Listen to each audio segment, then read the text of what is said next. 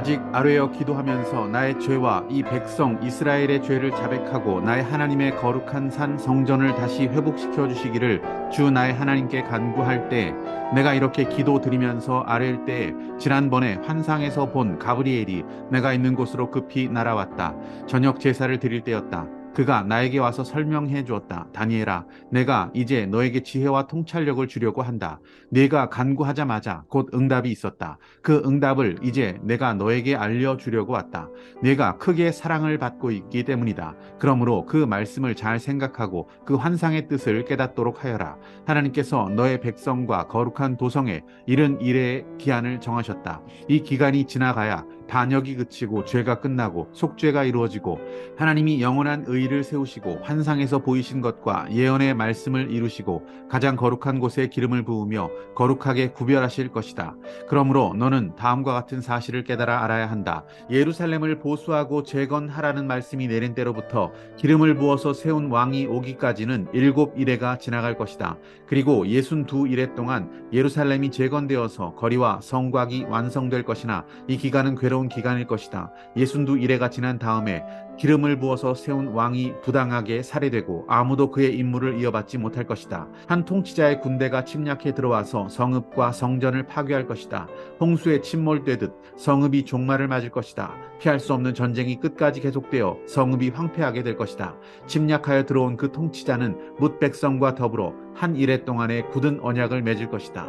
그리고 한 일해의 반이 지날 때 그 통치자는 희생제사와 예물 드리는 일을 금할 것이다. 그 대신에 성전의 가장 높은 곳에 흉측한 우상을 세울 것인데 그것을 거기에 세운 사람이 하나님이 정하신 끝날을 맞이할 때까지 그것이 거기에 서 있을 것이다. 할렐루야, 아름다운 새날입니다. 오늘 본문인 9장 말씀에서는 다니엘의 기도가 계속 이어지고 있습니다. 다니엘의 기도는 힘이 있었습니다. 그의 기도는 하나님의 말씀, 그 약속을 붙든 기도였기 때문입니다. 어제 본문인 2절 말씀을 보시면 그는 예레미야 선지자의 말씀, 그 기록을 연구하고 있었습니다.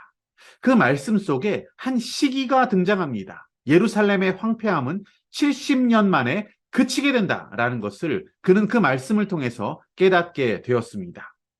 과연 이 포로 생활은 언제 마치게 되는가에 대한 그 깨달음을 다니엘은 말씀 속에서 찾게 되었던 것입니다. 그리고 그날을 소망하며 그는 기도하고 있습니다.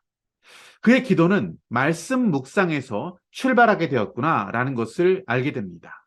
그렇게 다니엘이 기도하고 있었을 때 가브리엘 천사가 다가옵니다. 그리고 앞으로 있을 일들과 마지막 때에 대한 중요한 가르침을 다니엘에게 줍니다. 이 말씀은 이해하기가 매우 어렵습니다. 70일에, 62일에, 한 일에와 한 일의 반 등등. 이 모든 개념은 다니엘이나 오늘을 살고 있는 우리에게나 참 어려운 그러한 개념입니다. 정확히 알아들을 수 없는 그러한 시기에 대한 내용이라고 보겠습니다.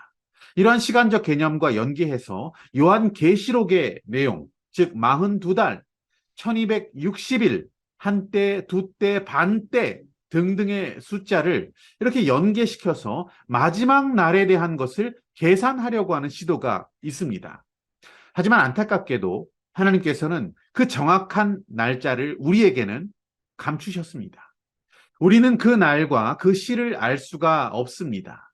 두 사람이 밭을 갈고 있다가 또 두 여자가 맷돌을 갈고 있다가 한 사람은 데려감을 당하고 다른 한 사람은 버려둠을 당할 것이다. 이렇게 말씀하십니다. 만일 그러한 일이 우리에게 벌어진다 하더라도 우리에게 믿음이 있다면 마지막 날 그 잔치에 우리는 참여하게 될 것입니다.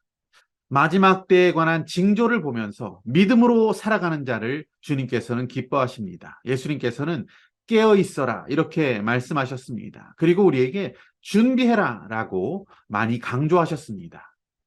그 때를 계산해내고 알고자 하는 마음보다는 깨어서 준비하는 마음을 더 많이 강조하셨다라는 것을 기억해야 합니다.